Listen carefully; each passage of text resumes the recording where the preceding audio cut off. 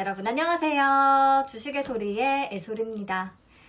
정말 오랜만에 얼굴 뵙고 인사드리는데요. 제가 여러분들 덕분에 정말 좋은 책 하나를 선물을 받고 또 이 내용 중에서 도움될 만한 부분을 여러분들께 공유할 수 있는 그런 시간을 가질 수 있게 됐어요.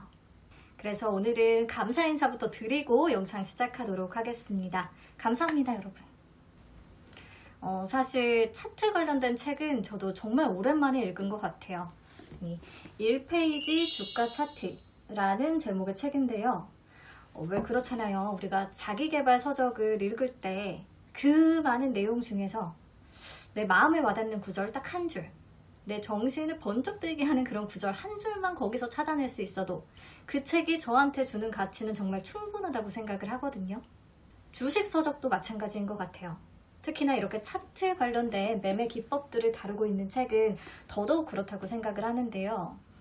세상에는 정말 너무나 많은 차트 기법이 존재하기 때문에 내가 책에서 설명하고 있는 기법들을 전부 다 완전히 숙지하고 완전 정복하겠다, 나는 차트의 신이 되겠다 이런 마음을 가지고 막 수험생 공부하듯이 공부하기 시작하면 오히려 남는 게 하나도 없을 수가 있습니다. 그래서 이 많은 내용들 중에서 내가 좀 쉽게 이해할 수 있고 실제로 써먹을 수 있을 것 같은 그런 차트 매매 기법 딱 한 가지만 찾아낼 수 있어도 그거를 실전에 적용을 하면서 또 실제로 수익과 연결시켜 나갈 수가 있다면 우리가 이 책값 대비해서는 훨씬 더 큰 수익을 스스로 만들어 나갈 수 있는 그런 힘을 갖게 되는 거잖아요.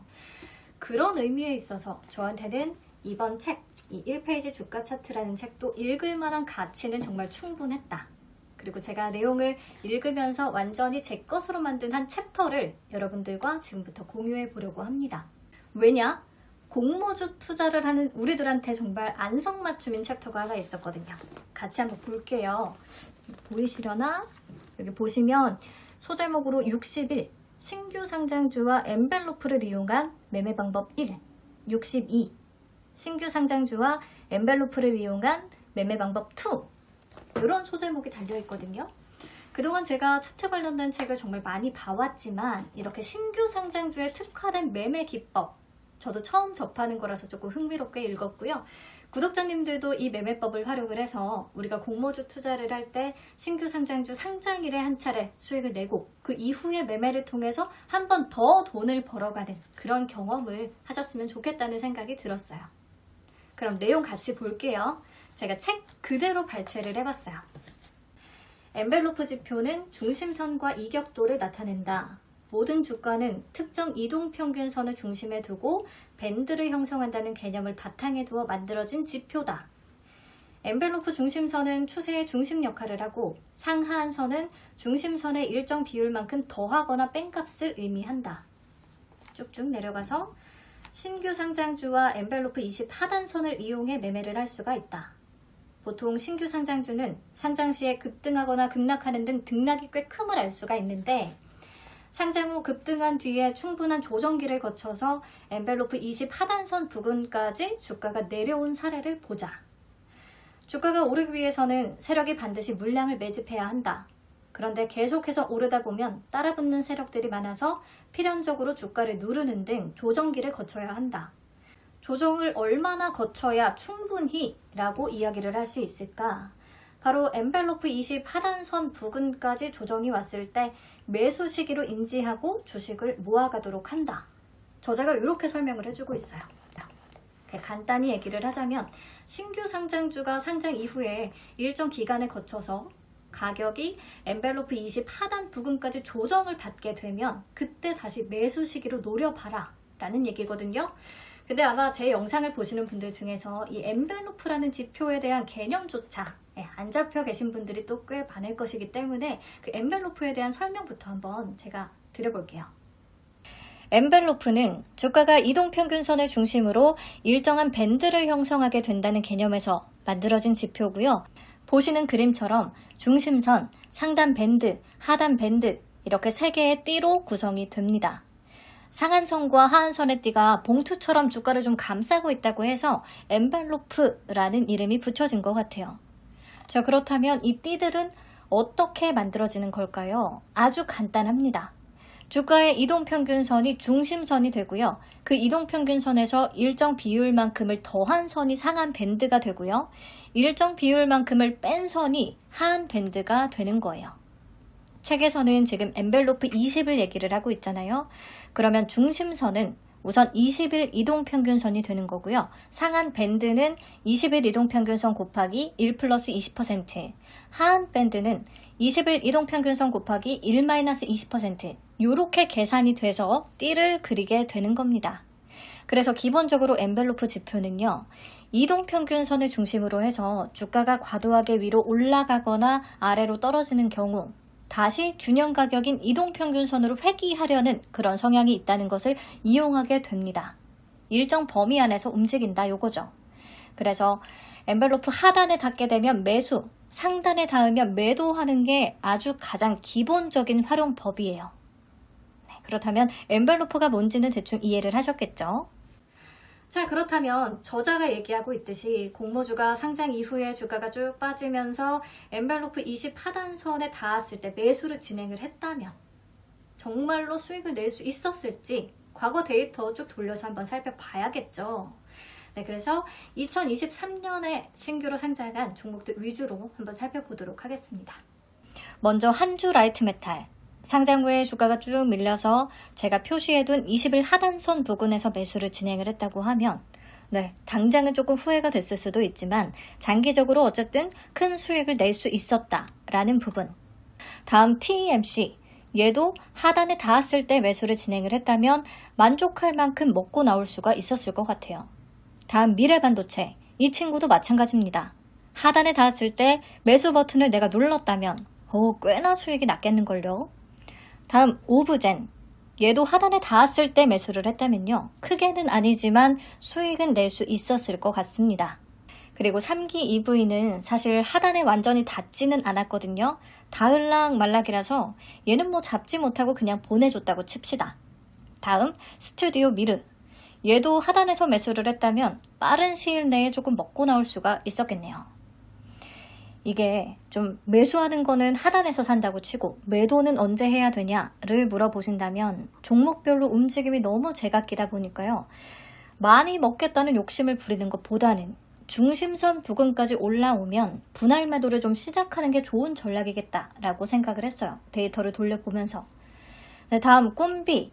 꿈비는요. 하단에 닿았을 때 매수를 했다면 울고 있을 거예요. 계속해서 더 빠졌거든요. 그래서 꿈비에는 적용이 안 된 첫 케이스다. 그리고 센즈랩. 이 친구도 하단에 완전히 닿지를 않았기 때문에 그냥 보내줬다고 칠게요.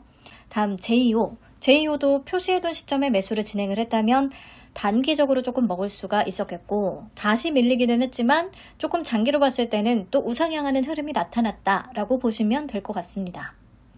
자, 바이오 인프라. 이 친구도 매수를 했다면 어쨌든 수익은 났을 거예요. 조금이라도. 다음 나노팀도 닿을락 말락했지만 닿지는 않았네요. 그래서 그냥 보내줬다고 치겠습니다.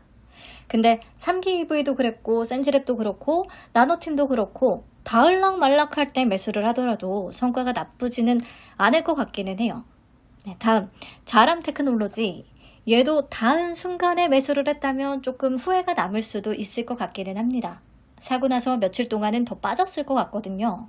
근데 결국에는 매수한 가격보다는 수익을 낼 수 있었다는 거.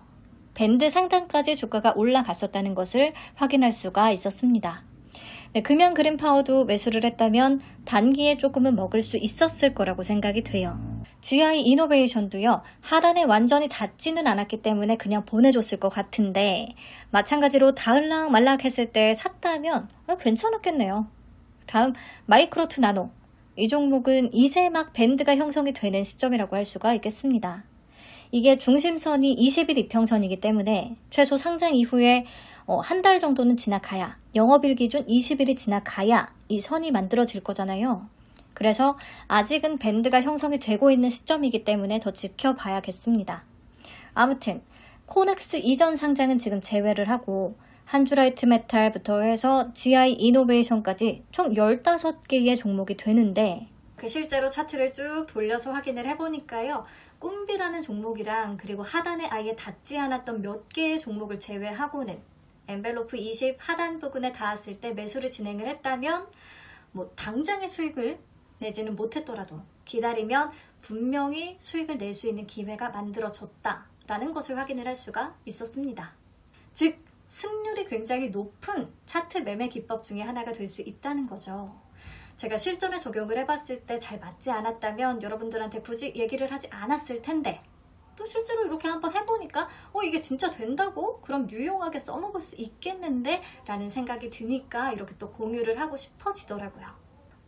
앞에서 보셨다시피 마이크로 2 나노부터는 지금 막 엔벨로프 지표가 만들어지고 있는 시기니까요. 그 이후에 상장했던 종목들, 상장일에 매도했다고 그냥 날려보내지 마시고 관심 종목에 편입을 해두신 다음에 이 엔벨로프 지표 하단에 혹시 닿는지 차트를 주기적으로 확인하시는 게 좋을 것 같아요.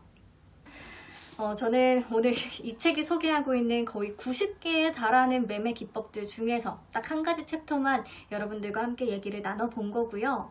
이런 식으로 저자가 직접 경험하고 또 시행착오를 통해서 만든 실용적이면서 다소 디테일한 그런 아주 다양한 매매 기법들을 소개를 해주고 있거든요. 그래서 나는 차트 초보다, 뭐 이동평균선이며 보조지표며 이런 거에 대한 개념이 전혀 안 잡혀있다, 이런 분들한테는 이 책을 추천드리지 않고요. 그래도 나는 어느 정도의 개념은 알고 있다, 근데 실전에서 써먹지 못하고 있다, 이런 분들이라면 이 책을 통해서 그동안 미처 좀 생각해보지 못했던, 하지만 바로 써먹을 수 있는 간결하지만 효과적인 그런 매매법들을 좀 재밌게 공부하실 수 있을 것 같습니다. 또 특히 이 직장인들은 하루 종일 차트를 볼 수가 없기 때문에 조금 시간을 절약할 수 있는 그런 효율적인 매매법들 많이 궁금해 하실 텐데요. 또 직장인들한테 최적화된 차트 매매법을 따로 소개를 하고 있으니까요. 직장인분들 중에서 이 저자처럼 제2의 월급을 주식으로 좀 만들어 보고 싶다 하는 분들이 계시다면 한번 읽어보시고 도움 받으시면 좋을 것 같아요.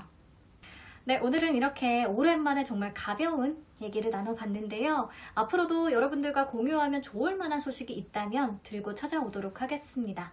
오랜만에 얼굴 뵙는 거니까 반가워해 주셨으면 좋겠네요. 저는 다음 영상으로 다시 찾아올게요. 감사합니다. 안녕.